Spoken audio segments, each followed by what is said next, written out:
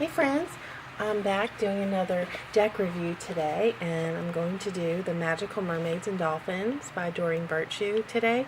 This is an Oracle deck. It's not a Tarot deck, and it's 44 cards. This deck in particular, I know Doreen Virtue likes to describe as a manifestation deck, and that's exactly how I would describe it. It's mostly pretty darn positive. There's going to be a couple of, well, I don't know about a couple, but maybe up to 10, no more than 10 cautionary cards, I like to call them, because, in the angel world, there's no real negative, but there's absolutely cautionary, and of course, you or your client, they can always change the path they're on. But I find these pretty darn inspiring. And these, generally, I would not do a multi-card reading. This is a complementary deck or a one-card reading deck. And something I will say I don't love about the deck and the pictures, they're not all done by the same artist. So there's not a consistency, even though the pictures are pretty. But you can see the artwork here. That's a different artist. Can you see the sun is out and it's messing with the lighting a little bit, but we'll always welcome sunshine. And our crystals like them too. Okay, so I have yet to find this to be inaccurate. Readings, generally my readings are pretty accurate. But every now and then there'll be a card that'll come up that neither me nor the client quite gets. But that's rare. Here we've got pay attention to this, to signs or what's going on in your head, your dreams, things like that. That's always a great, wake-up call for people.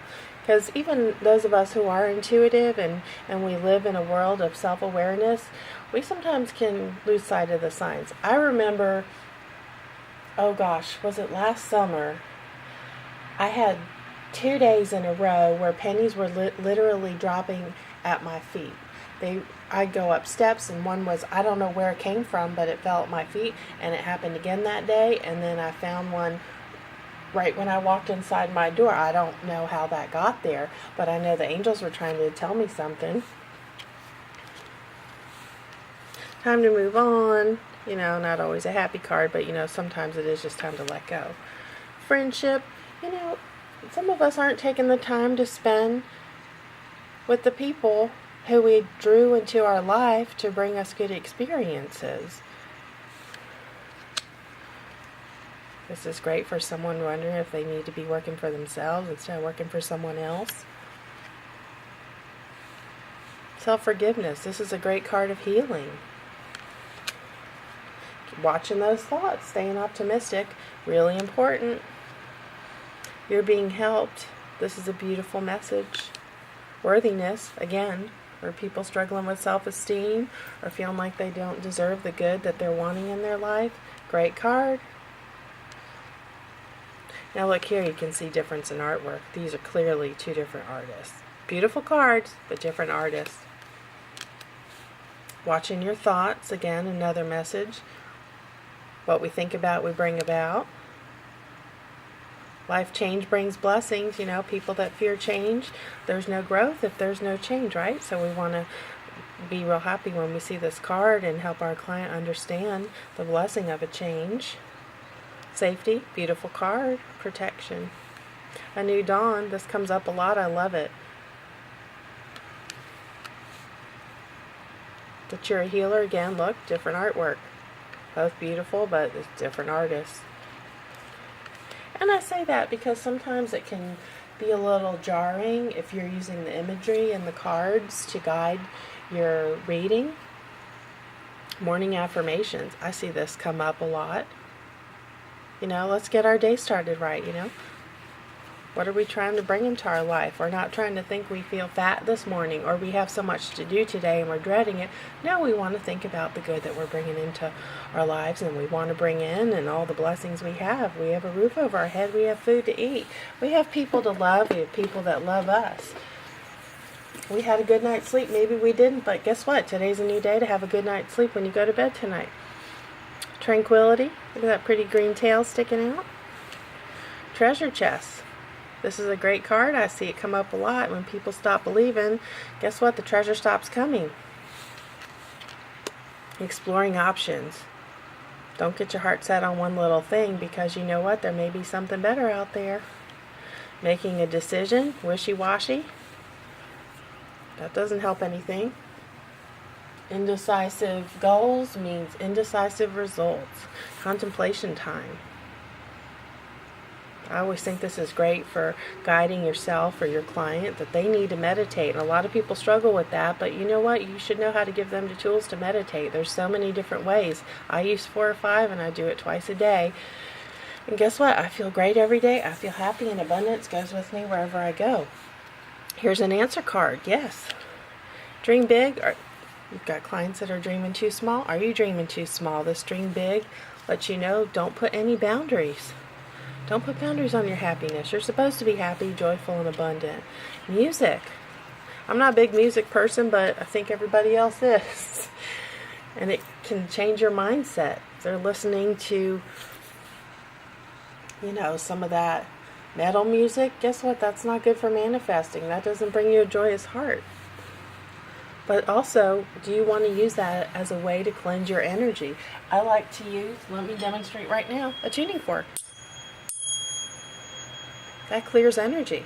I know people that can chant and hum and clear their own energy that way. I don't do that, but hey, I'm open to trying. Just whatever works for you or your client. It makes a difference. Father healing. All right, this is a cautionary card. I had this come up for a friend of mine who I thought I knew pretty darn well, but I didn't know about the parent situation. And when I asked, how's your relationship with your father, I get, not good. It was not good. He's gone, but not good. So there could be some online resentment there. And guess what? That holds you back. That's a block to manifesting.